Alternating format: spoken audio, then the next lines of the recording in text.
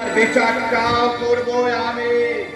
বলি এই যে ভদ্র মহোদয়গণ, দয়া করে আপনাদের এই বিচার সভাটা ভঙ্গ করবেন কি? হ্যাঁ আমি একটা গাইয়ার চাকরানিকে নিয়ে তখন থেকে যেভাবে সবাই মিলে মাতামাতি করছেন, তাতে মনে হচ্ছে আপনার ছেলের বিয়ের চেয়ে ওই চাকরানি পাওয়ার আনন্দটা আপনাদের কাছে বড় হয়ে দাঁড়িয়েছে। তুমি একটু আস্তে কথা বলো।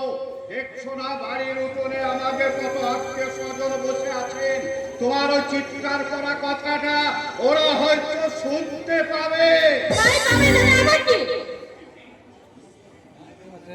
তুমি কি ভুলে গেছো যে আজ আমাদের ফুলসজ্জা?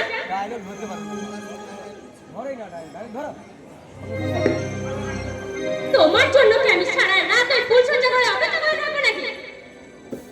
বাবা, তুমি তোমার ঘরে যাও। বাবুকে আমি একটু পরেই পাঠিয়ে দিচ্ছি। না, ও এক্ষুনি আমার সঙ্গে যাবে। ধ্রুব এক্ষুনি আমার সঙ্গেই যাবে। তুমি তোমার স্বামীর নাম ধরে ডাকছো? হ্যাঁ ডাকছি।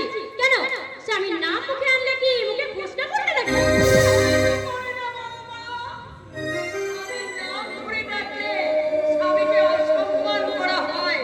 তুমি কি ভুলে গেছো যে স্বামী হচ্ছে মেয়েদের কাছে দেবতা? দেবতা? সেই স্বামীকে দেবতা বলে মনে করবে এসব গাঁয়ে অশিক্ষিত মেয়ে?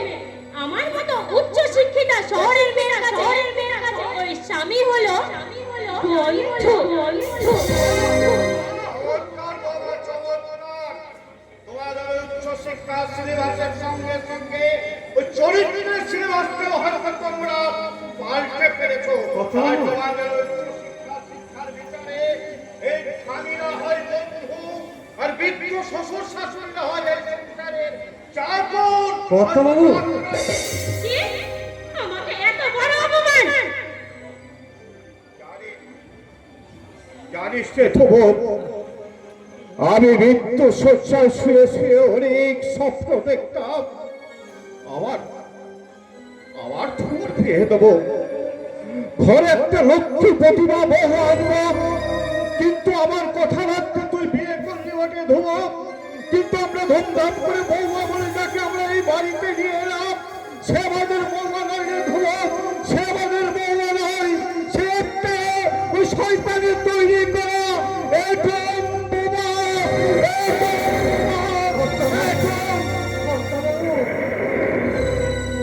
কি? আমাকে এত বড় অপমান!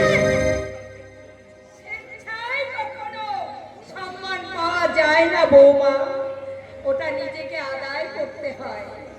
আশা করি সম্মান নেওয়া এবং দেওয়ার ব্যাপারে যথেষ্ট তুমি সচেতন থাকবে। বলি আমাকে এইভাবে দাঁড় করিয়ে অপমান করে মারি নাকি? সবকিছুই অনর্থে মূলে হচ্ছে এই চাকরানিটা। হ্যাঁ দাদা, আমি তোমাকে এখনো বলছি, এই চাকরানিটাকে আজকে এখনই বাড়ি থেকে বিদায় করো, নইলে কিন্তু অশান্তির ঝড় বইবে আমাদের এই বাড়িতে। আমি বলে গেলাম দাদা। শোনো ধ্রুব, তোমাকে আমি 10টা মিনিট সময় দিয়ে গেলাম। এর মধ্যে যদি তুমি রুমে না আসো, তাহলে তোমার বাবার এই আদরের বৌমা একেবারে সত্যিকারের বোমা হয়ে উঠবে। ওটা তুমি কি শুধু চুপ করে থাকবে? তুমি কি কিচ্ছু বলবে না? বলার ভাষা যে আজ আমার হারিয়ে গেছে। বাবু, কর্তব্যের ফাঁদে রুদ্ধ হয়ে